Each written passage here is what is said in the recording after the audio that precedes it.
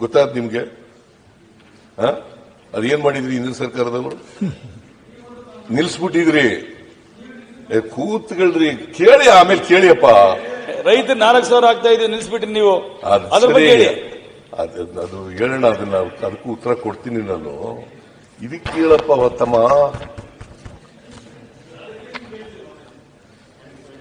ಕೃಷಿ ಭಾಗ್ಯ ಯೋಜನೆಯನ್ನ ನಿಲ್ಲಿಸ್ಬಿಟ್ಟಿದ್ರಿ. ಅದಕ್ಕೆ ಮತ್ತೆ ಪ್ರಾರಂಭ ಮಾಡಿದೀವಿ ನಾವು. ಅದಕ್ಕೆ 100 ಕೋಟಿ ಕೊಡ್ತಾ ಇದ್ದೀವಿ. ಅಲ್ಲ, ಸುಮ್ಮನೆ ನಿಮ್ಗೆ ನಿಮ್ಮ ಒಪ್ಪಿಗೆನೆ ಪಡ್ಕೋಬೇಕಲ್ಲಪ್ಪ. ನಿಮ್ ಒಪ್ಪಿಗೆ ಇಲ್ಲಿಂದ ನಾವು ಕೊಡಕ್ಕೂ ಬರಲ್ಲ, ಖರ್ಚು ಮಾಡಕ್ಕೂ ಆಗೋದಿಲ್ಲ.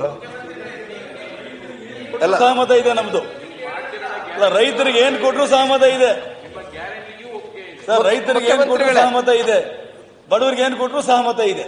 ಮುಖ್ಯಮಂತ್ರಿಗಳೇ, ರೈತರು ಕಡಿತ ಮಾಡಕ್ ಹೋಗ್ಬೇಡಿ ಅಷ್ಟೇ. I welcome it.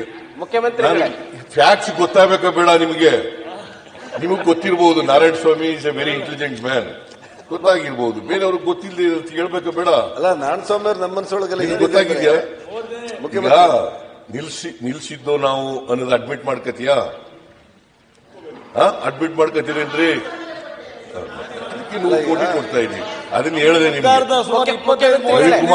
ಮುಖ್ಯಮಂತ್ರಿಗಳೇ, ನೀವು ಸರ್ ಇದು ಒಬ್ರು ಮಾತಾಡ್ರಿ. ಪ್ರಾರಂಭ ಮಾಡಿದ್ರಿ, ನಾವೆಲ್ಲ ಸ್ವಾಗತ ಮಾಡ್ತೀವಿ. ಕೃಷಿ ಭಾಗ್ಯ ಪ್ರಾರಂಭ ಮಾಡಿದ್ರಿ, ಸ್ವಾಗತ ಮಾಡ್ತೀವಿ. ಆದ್ರೆ ನಮ್ ರೈತರಿಗೆ 4,000 ರೂಪಾಯಿ ಕೊಡೋದನ್ನ ನಿಲ್ಲಿಸ್ಬಿಟ್ರಿ, ಡೀಸೆಲ್ ಕೊಡೋದನ್ನ ನಿಲ್ಲಿಸ್ಬಿಟ್ರಿ. ಆಮೇಲೆ ಕೃಷ್ಣಕ್ 1 ಪೈಸಾ ಕೊಡ್ಲಿಲ್ಲ, ಆದಾಯಿಗೆ 1 ಪೈಸಾ ಕೊಡ್ಲಿಲ್ಲ. ಒಂದು ಕೇಳಕತ್ರಿ. ಡಿಸ್ಟರ್ಬ್ ಮಾಡ್ತಾ ಇಲ್ಲ. ಮುಗಿಲ್ರಿ ರೀ ಭಾರತಿ ಶೆಟ್ಟಿ, ಏನ್ರಿ ಅಲ್ಲಲ್ಲ. ನೀವೆಷ್ಟು ಡಿಸ್ಟರ್ಬ್ ಮಾಡಕ್ ಪ್ರಯತ್ನ ಮಾಡಿದ್ರು ಕೂಡ I will not be disturb. Narayanaswamy sir, Keshav, ಆಮೇಲೆ ಪ್ರಯತ್ನ ಮಾಡಿದ್ರು ಕೂಡ ಕೇಶವ್ ಪ್ರಸಾದ್ ಅಲ್ಲ, ಮಾತಾಡ್ರಿ. ನಮಗೆ ಕೇಳ್ತೀನಿ, ಕೊಡ್ತೀನಿ. ಕ್ಲಾರಿಟಿ ಇರುವಾಗ ಮಾತಾಡ ಪ್ರಶ್ನೆನೇ ಇಲ್ಲ. ನೀವು if you want to confusion me, you will be failed ಮಿಸರಬಲಿ.